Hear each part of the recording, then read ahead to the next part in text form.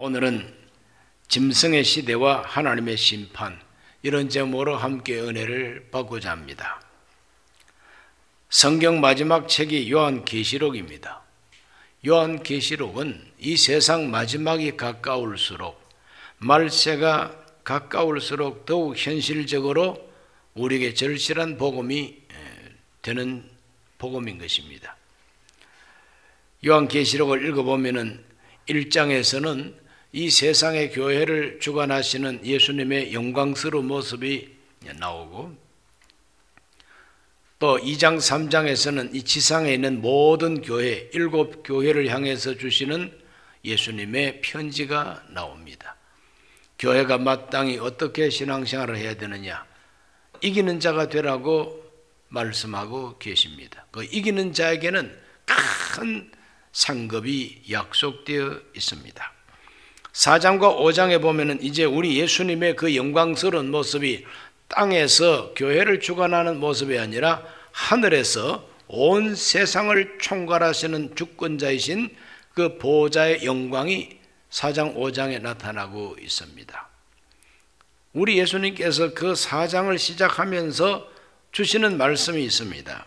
이 일 후에 내가 보니 하늘에 열린 문이 있는데 내가 들은 바 처음에 내게 말하던 나팔소리 같은 그 음성이 이르되 이리로 올라오라. 이후에 마땅히 일어날 일들을 내가 너에게 보이리라 그랬어요. 이후에 마땅히 일어날 일들을 보여주겠다고 하는 것이 4장부터 마지막 장까지 나오는 내용입니다. 그러므로 요한계시록은 그 대부분이 미래에 되어질 일, 장차 될 일을 예수님께서 보여주시겠다고 하는 것입니다. 이후에 마땅히 일어날 일, 그 일 가운데 가장 특징적인 무엇이냐? 그건 바로 장차 나타날 악한 통치 권력이 일어나게 된다는 예언입니다. 악한 통치 권력이 이 세상을 지배하게 된다는 겁니다. 6장 1절과 2절을 읽어봅니다. 내가 보매 어린 양이 7인 중에 하나를 떼시는데 그때 내가 들으니 네 생물 중에 하나가 우레소리같이 말하되 오라 하기로, 이에 내가 보니 흰 말이 있는데 그 탄 자가 활을 가졌고 멸류관을 받고 나아가서 이기고 또 이기려고 하더라. 말을 타고 세상을 지배하는 지배자가 등장하는 모습이 6장부터 나오게 됩니다. 말을 타고 나온다 그랬어요. 말이라고 하는 이 동물은 아주 활동적이고 특별히 이 전쟁터에서는 빛을 발하는 그런 짐승이죠. 말을 타고 나면 흰 말을 타고 등장합니다. 흰 색깔은 평화를 상징합니다. 언제나 사람들에게 평화를 말하면서 나타나는 지배자, 통치자. 그런데 활을 들고 있다고 합니다. 이 활이라고 하는 것은 전쟁하는 무기죠. 아주 무서운 무기입니다. 활이. 칼보다 더 무서운 무기가 활입니다. 칼은 가까운 데 있는 사람을 베지만 활은 먼 데 있는 사람을 그렇게 다치게 하고 죽이는 무서운 무기죠. 활을 가졌다는 것은 무력을 가지고 평화를 가장하고, 멸류관을 받았다는 것은 그가 바로 통치자라는 것입니다. 이 사람이 나와서 이기고 또 이기더라. 이 사람의 정치 권력이 그 현실 속에서 승리하게 된다는 것입니다. 그런데 이 말을 타고 나오는 이 사람이 자꾸 말을 바꿔 타요. 흰 말 타고 나오더니 그 다음에는 또 다른 색깔 말을 타고 나옵니다. 붉은 말을 타고 검은 말을 타고 청황색 말을 타고 자꾸 말을 바꿔 타요. 이 말을 바꾼다는 것은 바로 그때마다 정책을 바꾸고 전략을 바꾸고 지배하는 그 모든 행태가 바뀌어진다는 것입니다. 화평을 자랑하는 흰 말을 타고 나오더니 당장에 붉은 말을 탑니다. 붉은 말은 피를 흘리는 그 피 색깔이죠.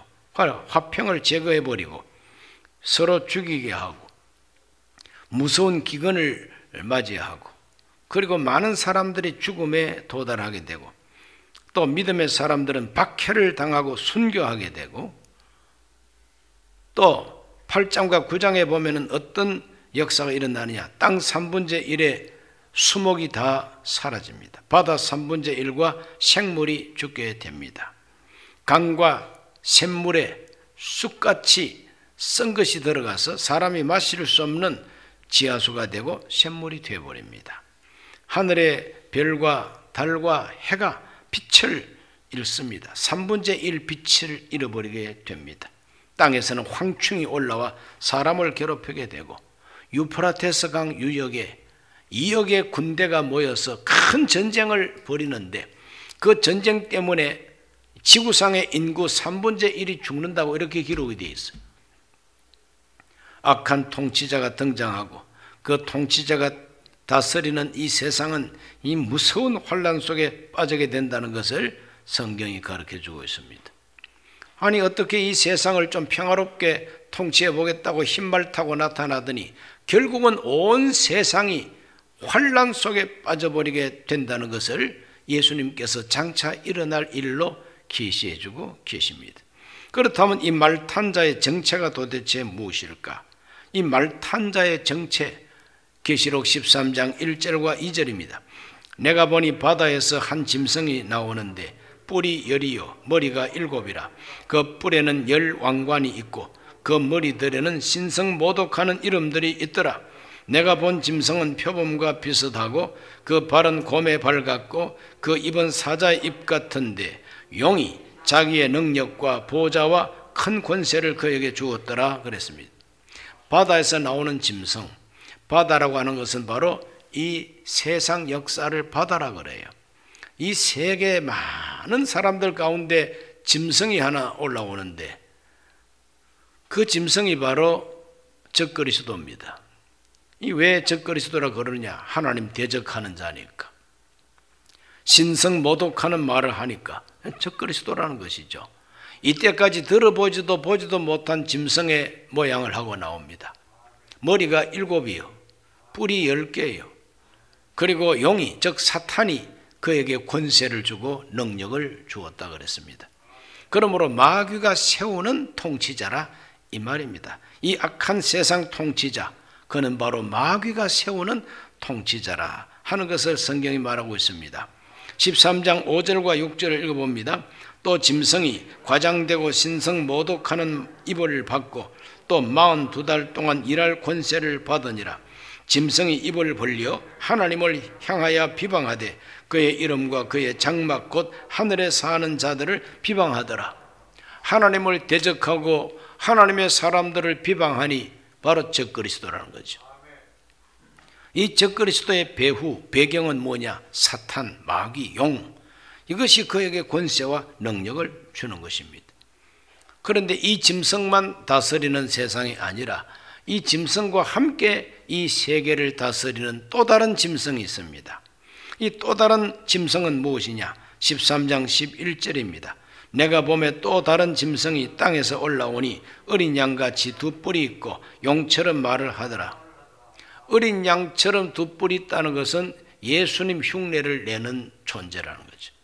그런데 말은 들어보니까 마귀처럼 말하더라는 거예요. 분명히 예수님을 닮았는데 말은 사탄의 말, 마귀의 말을 합니다. 이것이 바로 오늘 이 시대로 우리가 비유해서 말하자면은 타락하고 변질된 목사, 신부, 성녀. 그래서 양처럼 생겼는데 말은 마귀의 말을 하게 되는, 이게 짐승이라고 그랬어요. 정치 지도자, 통치자도 짐승이고 이 짐승을 곁에서 축혀 올리고 찬양하는 짐승이 이 또 다른 짐승입니다. 13장 15절입니다. 그가 권세를 받아 그 짐승의 우상에게 생기를 주어 그 짐승의 우상으로 말하게 하고 또 짐승의 우상에게 경배하지 아니하는 자는 몇이든지 다 죽이게 하더라 그랬어요. 이게 바로 거짓 선지자 그룹인 것입니다. 통치자도 짐승이고 그 통치자를 아부하면서 축혀 세우는 것도 짐승이라고 그랬어요. 완전히 짐승판이에요. 그래서 짐승시대라고 그럽니다. 이 짐승은 바로 적그리스도를 찬양하고 적그리스도의 우상을 만들어 놓고 경배하게 하고 그 경배하지 않으면 다 죽입니다. 이러한 악한 짐승입니다.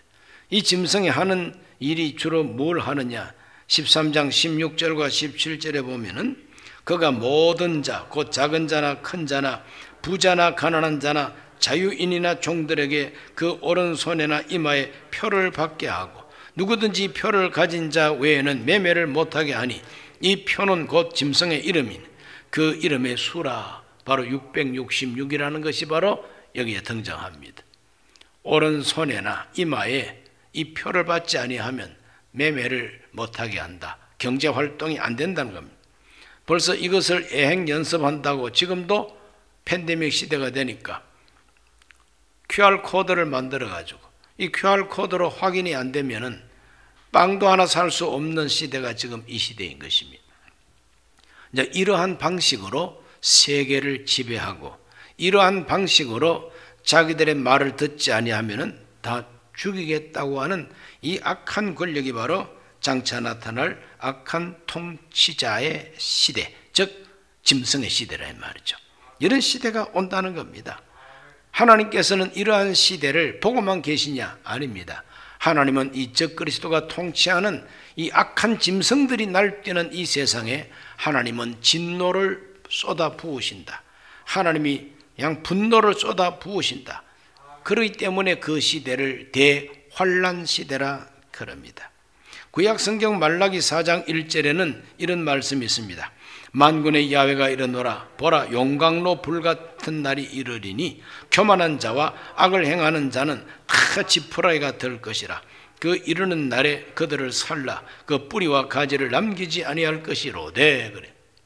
크고 두려운 날, 야훼 하나님의 크고 두려운 날은 바로 하나님께서 그 땅에 무서운 진노와 환란을 보내는 날이죠.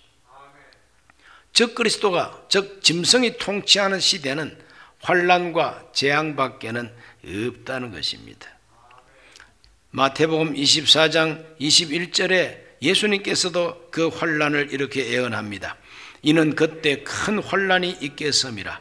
창세로부터 지금까지 이런 환란이 없었고 후에도 없으리라. 천지 창조한 이후로 지금까지 지구 인구 3분의 1이 죽는 전쟁이 없었죠. 온 세상의 바닷물이 3분의 1이 썩고 고기가 죽고 산천초목이 다 말라 죽는 이러한 일은 창세 이후로 없었어요. 앞으로도 없습니다. 이러한 마지막 큰 재앙, 마지막 큰 환란의 시대가 온다는 것을 예수님은 장차 일어날 일이라고 우리에게 계시해주고 계신 것입니다. 재앙, 무서운 재앙. 요한계시록 15장 1절에 또 하늘에 크고 이상한 다른 이적을 보매 일곱 천사가 일곱 재앙을 가졌으니 곧 마지막 재앙이라. 하나님의 진노가 이것으로 마치리로다. 하나님의 재앙이 이것으로 마친다 그랬어요. 마치기까지 재앙은 첫째 인을 떼면서부터 재앙은 온다는 겁니다. 둘째 인 떼면서 무서운 살육이 벌어지고 셋째 인, 넷째 인을 뗄수록 계속해서 무서운 재앙이 이 지구상에 일어난다는 것을 요한계시록이 우리에게 보여주고 있습니다. 구약 성경 다니엘서 9장 27절에도 마지막 재앙을 이렇게 말하고 있습니다.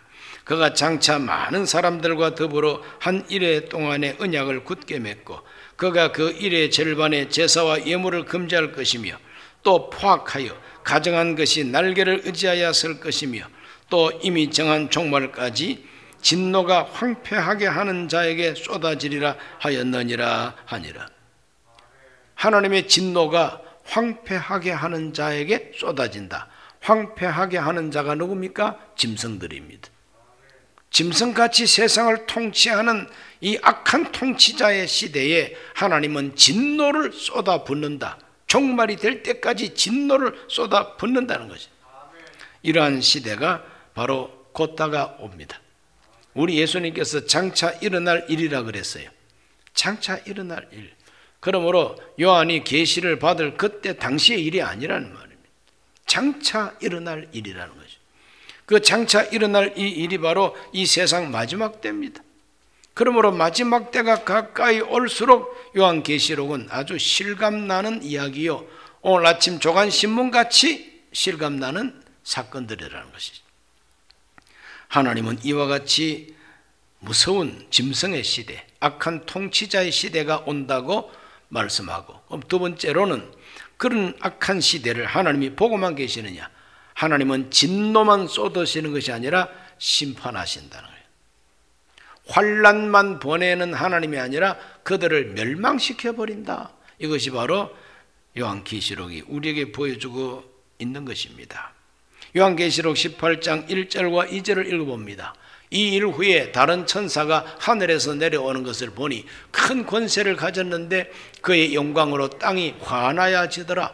힘찬 음성으로 외쳐 이르되 무너졌도다 무너졌도다. 큰 성 바벨론이여, 귀신의 처소와 각종 더러운 영이 모이는 곳과 각종 더럽고 가증한 새들이 모이는 곳이 되었도다. 무너졌도다 무너졌도다. 큰 성 바벨론이여. 커다란 성 바벨론, 저 이라크에 있는 옛날 고대 도시 바벨론이 아닙니다. 현대 경제를 주관하고 금융을 지배하고 세상 권력을 다 쥐고 흔드는 바로 그 체제, 그와 같은 그 모든 권력 구조, 바로 이것이 바벨론이에요. 큰 성 바벨론입니다. 이 바벨론이 무너진다는 겁니다. 이 세상이 무너진다는 겁니다. 세상의 권력과 경제 체제가 다 무너진다고 요한계시록은 우리에게 말하고 있습니다. 누가 이렇게 무너뜨리느냐? 재림하는 예수님이십니다. 요한계시록 19장 11절을 읽어보면 또 내가 하늘이 열린 것을 보니 보라, 백마와 그것을 탄 자가 있으니 그 이름은 충신과 진실이라. 그가 공의로 심판하며 싸우더라 그랬어요. 백마를 타고 이 땅 위에 다시 오시는 예수님, 그 재림하는 예수님께서 이 세상의 짐승과 이 세상의 거짓 선지자와 그 배후에서 그들을 조종하는 마귀, 악의 삼위일체, 우리 기독교에서 성부, 성자, 성신 삼위일체를 믿는 것처럼 악의 삼위일체가 있습니다. 그 악의 아버지는 마귀입니다. 악의 아들이 적그리스도 짐승입니다. 악의 선지자가 바로 성령과 같은 역할을 하는 것이죠. 이 악의 삼위일체, 이걸 하나님께서 심판하신다는 것입니다. 무섭게 심판합니다. 19장 19절로 21절, 또 내가 보매 그 짐승과 땅의 임금들과 그들의 군대들이 모여 그 말 탄 자와 그의 군대와 더불어 전쟁을 일으키다가 짐승이 잡히고 그 앞에서 표적을 행하던 거짓 선지자도 함께 잡혔으니 이는 짐승의 표를 받고 그의 우상에게 경배하던 자들을 표적으로 미혹하던 자라. 이 둘이 산채로 유황불 붙는 못에 던져지고 그 나머지는 말 탄 자의 입으로부터 나오는 검의 죽음에 모든 새가 그들의 살로 배불리더라. 무서운 짐승은 통치자입니다. 대통령입니다. 세계를 지배하는 독재자입니다. 그런데 그 독재자를 찬양하는 그룹이 거짓 선지자 그룹이죠. 그 거짓 선지자 그룹 속에 제일 특별한 이 거짓 선지자는 양의 뿔을 가지고 마귀의 말을 하는 거짓 종교입니다. 거짓 종교. 사탄에게 속아 넘어간 거짓된 목사 신부들, 기독교 단체들, 이게 다 거짓 종교, 이 거짓된 선지자들의 그룹이요. 또 방송, 언론, 인터넷 매체, 지식인들 몽땅 다 거짓 선지자 그룹에 속합니다. 왜? 악한 통치자를 잘한다고 부추겨 세우고 사람들로 하여금 거기에 복종하게 하고 그 사람을 위한 경제 체제를 만들어서 666 그 표를 받지 아니하면은 물건도 살 수 없게 만들어 버리는 이와 같은 경제 권력, 이게 바로 거짓 선지자 그룹인 것입니다. 우리 예수님께서 산채로 그들을 잡아가지고 유황불 속에 던진다고 20절에서 말하고 있잖아요. 이 성경 전체에서 마음이 제일 후련하고 가슴이 시원해지는 통쾌한 부분이 바로 여기를, 이 세상의 악의 무리, 악의 핵심, 악의 삼일체, 이걸 유황불 속에 집어 던진다고 했지 않습니까? 그러면 악의 아버지가 되는 사탄은 어떻게 되느냐? 그 마귀의 운명은 요한계시록 20장 10절에서 말합니다. 또 그들을 미혹하는 마귀가 불과 유황 못에 던져지니 거기는 그 짐승과 거짓 선지자도 있어 세세토록 밤낮 괴로움을 받으리라 그랬어요. 거짓의 아비 마귀, 악의 아비 마귀도 유황불로 타는 못에 던져지고, 그래서 그 마귀하고 짐승하고 거짓 선지자, 바로 이 악의 삼위일체 트리오가 지옥불에서 세세토록 괴로움을 받으리라. 이거 얼마나 통쾌합니까, 여러분? 그러므로 우리를 지배하고 있는 이 악의 세력은 이와 같이 심판을 받게 되어 있다고 예수님께서 말합니다. 그것도 장차될 일이에요. 짐승이 이 세상을 다스릴 악의 통치가 일어난다는 것도 장차될 일이고, 그것을 심판하신다는 것도 장차될 일이에요. 이런 말이 있지요. 뛰어야 벼룩이다. 한번 따라할까요? 뛰어야 벼룩이다. 벼룩 본 적 있습니까? 벼룩이 높이뛰기 선수입니다. 벼룩이 얼마나 잘 뛰는지 몰라. 그러나 아무리 뛰어봤자 벼룩입니다. 하나님이 그 벼룩 잡습니다. 유황불 속에 집어던진대요. 유황불 속에. 불나비가 불을 좋아하다가 불 속에서 죽는 것처럼 세상 좋아하다가 세상 불탈 때 바로 이 악의 삼일체도 불타게 되어 있고 지옥불 속에 던짐을 받는다고 말하니 오늘 우리들은 담대해야 됩니다. 악한 자가 판을 쳐도 그것 때문에 절망할 필요가 없고, 그것 때문에 내 속 너무 상할 필요도 없어요. 뛰어야 벼룩이야. 불 속에 들어갈 것들이요, 이거. 그래서 세상 말로 이 불 싸질러 버릴 존재가 바로 마귀와 짐승과 거짓 선지자들이에요. 세 번째로 장차될 일 가운데 마지막 일은 뭐냐? 하나님의 구원입니다. 하나님의 구원이 마지막에 일어날 일이에요. 장차될 일입니다. 땅에서는 대환란이 진행되고 있습니다. 이 땅에서는 막 환란으로 요동치고 무서운 재앙을 만나고 있습니다. 그러나 하늘에서는 어떤 일이 벌어지고 있는지 보십시오. 요한계시록 7장 9절로 10절입니다. 이 일 후에 내가 보니 각 나라와 족속과 백성과 방언에서 아무도 능히 셀 수 없는 큰 무리가 나와 흰옷을 입고 손에 종려가지를 들고 보좌 앞과 어린 양 앞에 서서 큰 소리로 외쳐 이르되 구원하심이 보좌에 앉으신 우리 하나님과 어린 양에게 있도다 찬송을 하고 있습니다. 땅에서는 온갖 흉한 재앙이 난무하는데 하늘에서는 종려나무 가지를 들고 흰옷을 입은 거대한 무리가 하나님을 찬송합니다. 하나님을 찬송합니다. 구원하심이 보좌에 앉으신 우리 하나님과 어린 양에게 있도다 하고 하나님과 어린 양 예수님을 찬송하는 무리들이 나옵니다. 도대체 이 사람들은 어디에서 나오는 사람들이냐? 그것을 요한계시록 스스로가 우리에게 가르쳐주고 있어요. 요한계시록 7장 13절과 14절입니다.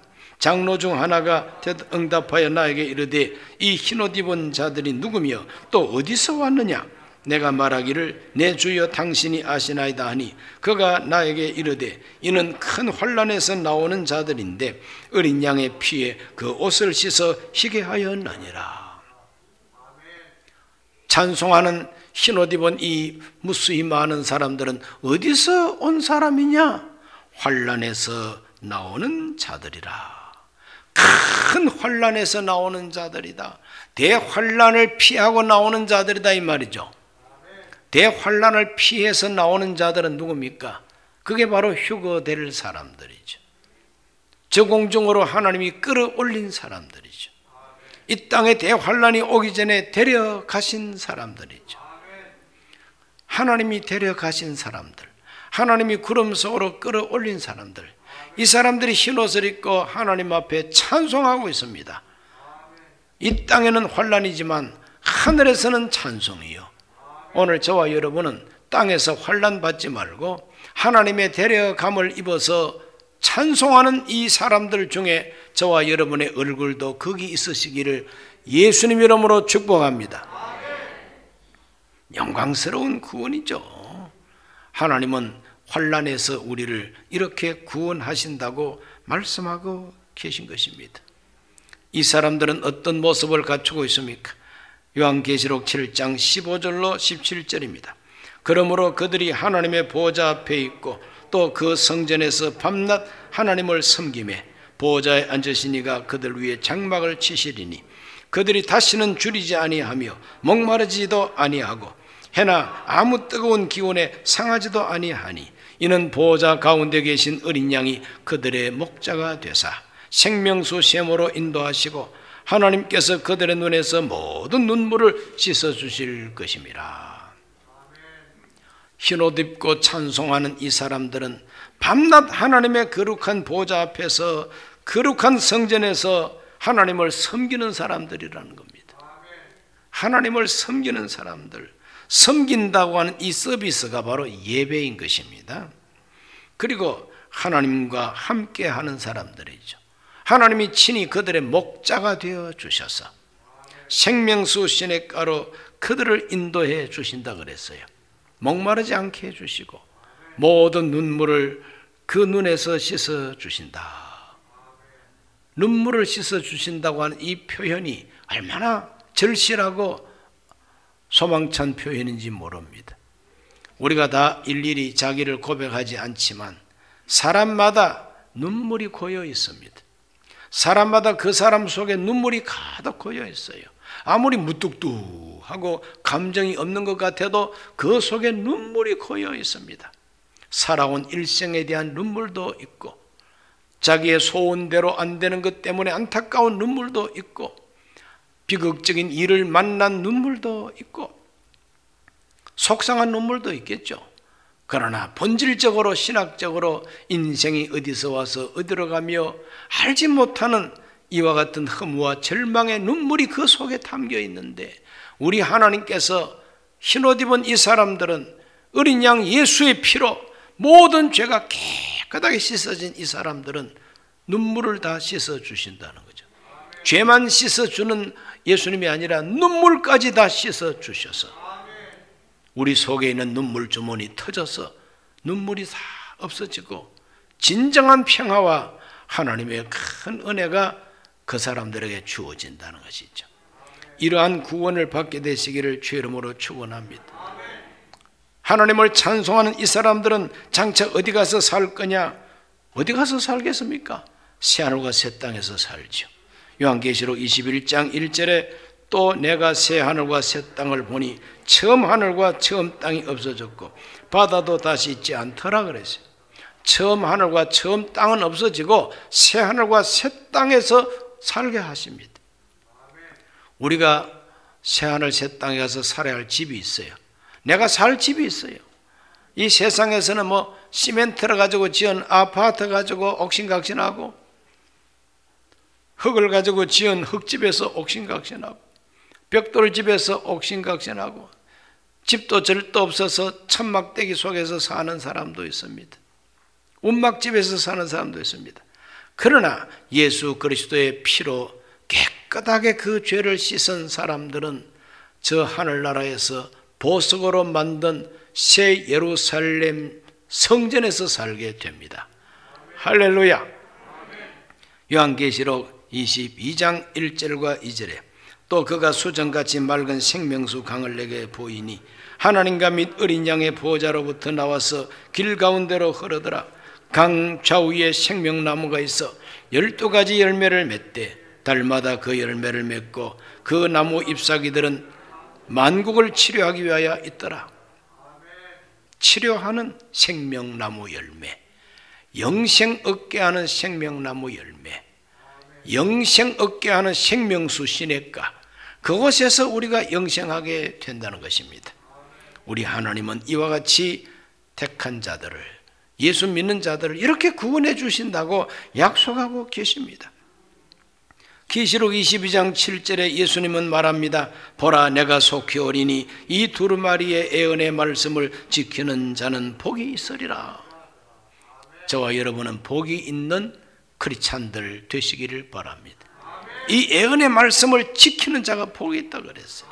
뿐만 아닙니다. 22장 12절에 보라 내가 속히 오리니 내가 줄 상이 내게 있어 각 사람에게 그가 행한 대로 갚아주리라 그랬어요. 행한 대로 갚아주리라. 우리가 주님을 섬기고 또 눈물 흘리면서 애 많이 쓰면서 내 호주머니 털어가면서 선교하고 봉사한 거 헛되지 않습니다. 행한 대로 갚아주리라. 갚아주시는 게 뭔지는 우리가 자세히 모릅니다. 그러나 그건 너무너무 좋은 거예요. 오늘 우리 모두가 이와 같이 우리를 구원하실 계획을 보여주십니다. 이런 구원도 장차 일어날 일이라 말이죠. 그러므로 장차 일어날 일 가운데 가장 특징적인 것이 이 땅에서는 악한 통치자가, 짐승 같은 통치자가 세상을 지배할 것이다. 그러나 그 세상은 재앙과 환란의 세상이 될 것이고 하나님이 그들을 심판하고 멸망시켜버린다고 하는 것이 두 번째 장차 일어날 일이요. 세 번째로는 저와 여러분을 새하늘과 새 땅에서 영생 얻게 하는 게 장차 일어날 일입니다. 우리 모두는 이 장차 일어날 일들 중에서 하나님이 저공중으로 들어 올리시는 것과 새하늘과 새 땅에서 영생 얻게 하고 행한 대로 갚아주시는 하나님의 상을 받는 그러한 삶을 살게 되시기를 예수님의 이름으로 축복합니다.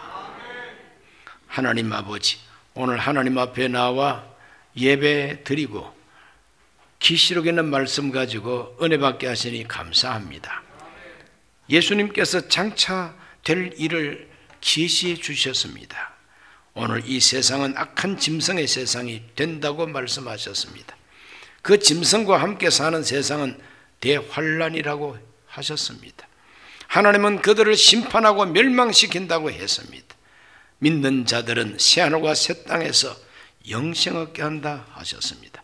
우리 모두가 다 어린 양 예수의 피에 우리를 깨끗하게 씻어서 흰옷 입은 자가 되게 하여 주옵시고 찬송하는 자가 되게 하시고 밤낮 하나님을 섬기는 자가 되게 하여 주시고 목자를 따르는 양이 되게 하여 주시고 눈물 씻겨주시는 주의 은혜를 받게 해 주옵소서. 예수님 이름으로 기도하옵나이다. 아멘.